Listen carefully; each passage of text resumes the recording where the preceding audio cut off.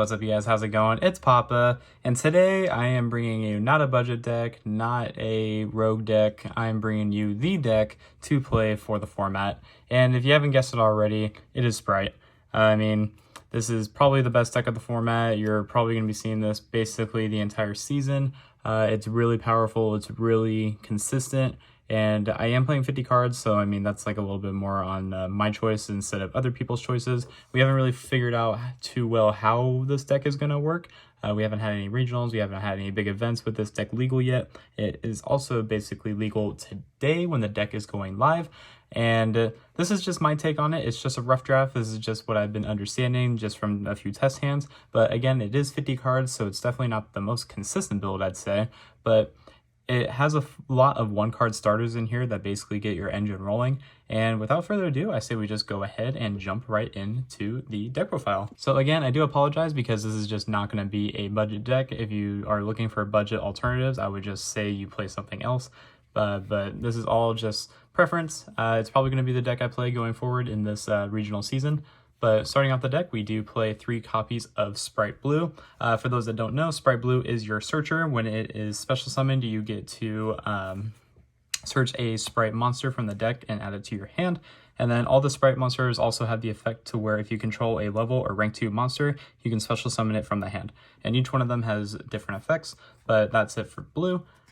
For the next one, we are playing 3 copies of Jet, so it's essentially the same as blue, but instead when you special summon it, it gets you a Spright spell or trap. So you're basically just searching starter. You can be getting Smasher off of this, but most of the time you're adding a starter, basically just depending on your opening hand, but that's it for that.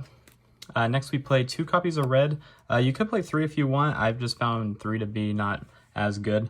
So I played 2 copies of red in that instance. So this is basically your monster effect negation. While you have it on the field, quick effect during the opponent's turn, of course, you contribute a level 2 or rank 2 monster that you control, and you get to negate a monster effect. And if you do a rank effect or a link 2 monster, then you get to destroy that monster as well. So it's basically Solemn Strike, but not technically because it's not a counter trap, but you know what I mean. It's basically your effect negation for monsters. And then we play the 1 copy of Carrot, which is basically your spell and trap negation. Same thing, you tribute a level 2, rank 2, or link 2 monster that you control, negate a spell or trap activation, and then if you do a rank or link 2, then you get to destroy it as well. But that's it for the Spright lineup. We do play the 9 Spright monsters, but we also have more support that you'll see shortly. For Sea of Serpents, I do play 1 Yamatako or Orochi with the 3 copies of Diva. This is just preference. You don't have to do this. I like the synergy that this has because Diva alone is your 1-card Spright elf. So this basically gets it to where you can do that, or you can make your Haka Fibrax plays and basically just keep your plays going from there. But this with the Yamatako, so basically if you open up Diva with any other level 2 extender, then you can end on Baron and full combo. So you definitely like to see it. Going second, these basically get sided out. It really just depends on the matchup, but I like the synergy that it has. Speaking of synergy, the main reason I wanted to play Spright was because I wanted to play Swap Frog. So this is one of my favorite cards in the game. So we are playing 3 copies of Swap Frog, 1 copy of Dupe Frog, and then 1 copy of Ronin Tonin. I've thought about toying around with playing 2 Ronin Tonin just because a lot of people are probably going to be on DD Crow this format. And when they're playing DD Crow, if they get rid of the Ronin, then you're kind of locked out of your Toad plays. But it really just depends on the matchup. If you want to play 2 Ronin, you can. If you don't want to play Dupe either, I've seen people not play Dupe in their builds, and I do somewhat agree with it, but I just like it for the versatility. Plus going second, it's a really good side out. So that's it for the frogs, just the 5 frogs. Next we play a bunch of hand traps because again, this deck does have a lot of 1-card starters, and so I just opted to play a good amount of interruption. 2 copies of Crow, and then 1 copy of Driver with the 3 copies of Gamma. This is probably going to be your better one because it is a level 2, so we are playing Emergency Teleport in the deck as well. That way this can help you combo and have good synergy with your Spright monsters, being able to summon them out, getting that gigantic Spright out. just as quick as possible, making sure your end board is nice and good. And then also, if you want to play Lambda, you can. I actually took Lambda out and I played it for Masquerena instead, but we'll get more into that when we get to the extra deck. Other than that, we have 3 copies of Ash, and then 3 copies of Ogre, and 3 copies of Infinite Impermanence. So, granted, Ogre is just my choice. I mean, some people have been playing Ogre, some people have cut Ogre and have played like Valor instead, but I like Ogre because it basically just gets the problem off the board. This is really good against the field spell. This is really good, or not the field spell, the Terror Element spell. And then this also comes in clutch against like Sky Striker when they're playing multi-roll, hitting that. Basically just getting rid of a bunch of problems. And then if you open up E-Telly as well during your opponent's turn, this acts as like an extra form of removal because you can E-Telly out the Ogre and then just have it live for your opponent's turn. Really just depends. But that's it for the hand trap lineup. Moving on to the spells. Again, I do apologize, budget players, but we are on 3 copies of Pot of Prosperity because we're basically trying to make this deck as consistent as possible, and this card just digs you deep. You're mainly banishing 3 off of this, but there has been times where I have had to banish 6, but that's just because I've been in a really bad spot. But for the most part, you're fine to just banish the 3. Next, we play 3 copies of Crossout.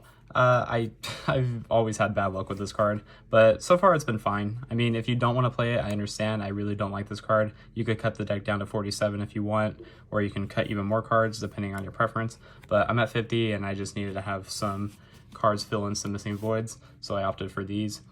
These basically just ensure that you have good lines of play, making sure that you can go off uninterrupted, but it is what it is. And then for some starters, pun intended, we play 3 copies of Spright Starter. This basically just summons out the Spright from the deck to be able to get your plays going, because it does trigger their effects as well, and it's also quick play, so you can do it during your opponent's turn, be able to combo off that way, summon out a red if you already control like a Link 2, and that way you have an extra form of negation on the field. But when you do use this, you are locked into level 2/rank 2 monsters. It's also really good because you're basically ending your turn 1 on level 2s and rank 2s. You're not making anything too crazy on your first turn board other than the Baron, so you just need to make the Baron before you do this.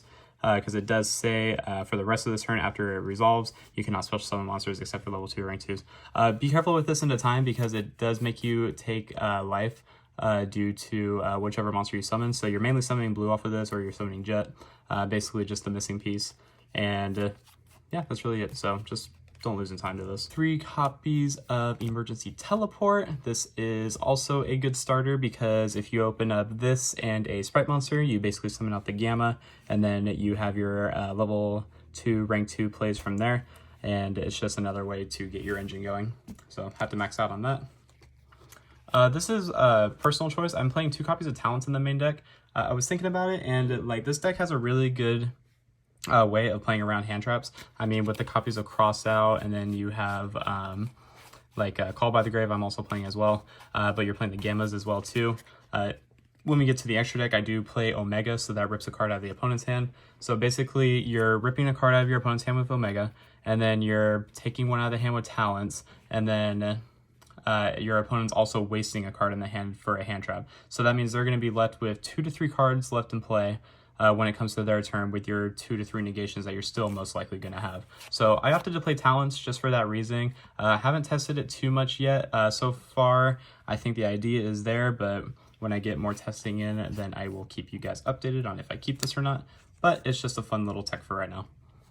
And then one ofs, we play 1 Call by the Grave, 1 Dark Ruler No More. This is mainly just for Crossout because a lot of people are probably going to be maining this, and then I just didn't want to main 3 copies. I just found it to be a little bit too excessive. I just found playing the 1 Dark Ruler to be fine because, again, I'm just trying not to lose to it.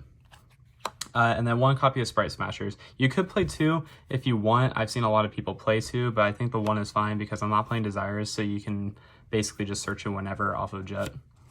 That's it for the main deck. We're playing 50 cards in the main deck. Again, you can cut it down. You could play less hand traps. You could play not the Crossouts, not the Talents, basically just your player preference. But this is just what I have so far. For the extra deck, very Very self-explanatory, very simple. We play one copy of Totally Awesome. You don't need more than one. You can recycle it off of itself, or you can just basically just use the one. You're not going to be using multiple. Let's just say it. Let's just be honest. One copy of Cat Shark. This card comes up very little. I think I've only used it like twice during testing, but it's basically here to help you make Zeus. Cavalry, same thing. This helps you make Zeus as well. So that's basically what like all the ranks are in here for, is just making Zeus. Same with the Downer. This helps you give an extra material for the Zeus. And then of course you play your Big Daddy Zeus. So gotta have those. And then the main reason to play this deck is Gigantic Spright. This card is absolutely insane. What this card does, for those that don't know somehow, is that for this card's succeed summon, you can use a link to monster you control as material. So basically it's like Zodiac, where they just had like a monster and they could just slap a Zeus or slap a ranked material on top of it. So basically you have a link 2 on the field and you could just summon out the Gigantic Spright on top of it and then just go off from there. Moving on from that, the original attack of this card that has a fusion, synchro, Xyz, or Lynx monster as a material becomes doubled, and then during the main phase you can activate the effect to detach a material from a monster you control. So it doesn't have to be Spright, it could be anything else on the field.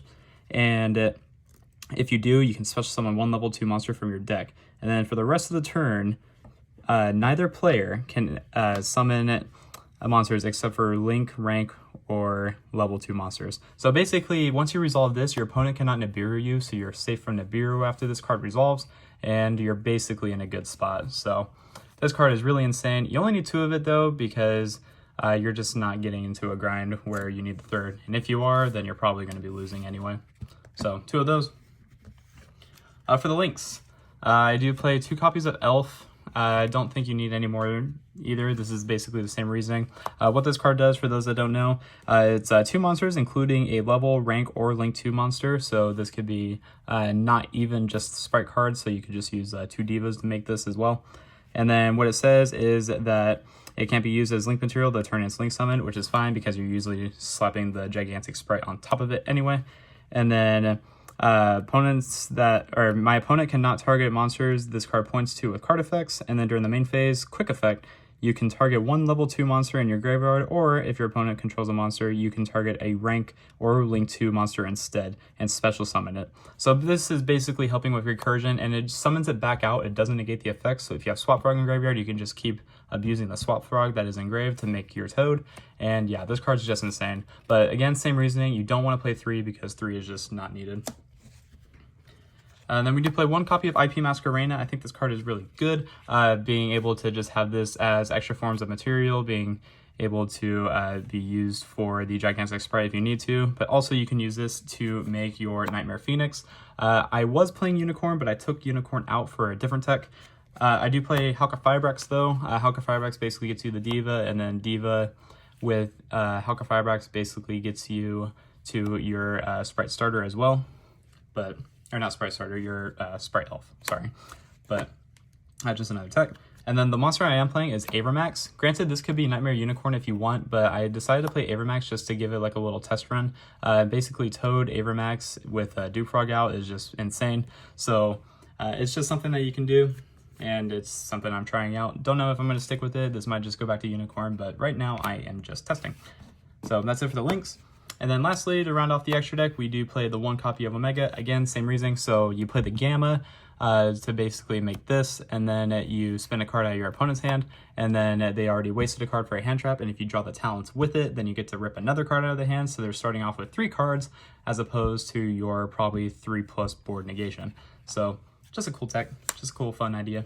And then lastly, we play the Baron to 4 because we are playing Deep Sea Diva with the Yamatako Dragon. But yeah, guys, that is going to go ahead and do it for the Spright deck that I am playing right now for the current format. I'm not showing a side deck yet because I just haven't been able to play at locals yet, so you can use it to your best imagination. As soon as I do take this to locals and I play around with it, expect me to do an update on this list. Again, it is probably going to be the deck that I take moving forward for this format, but it has been a lot of fun, if I may be honest. I mean, as meta sheep as it is a very fun deck because, again, I just love playing Swap Frog. I am really glad to be playing it again. But let me know what you guys think of the deck down below. And until next time, guys, this has been Papa, and I will catch you all in my next video. Until then, you guys go ahead and take care. All right? Until next time, guys. Thank you.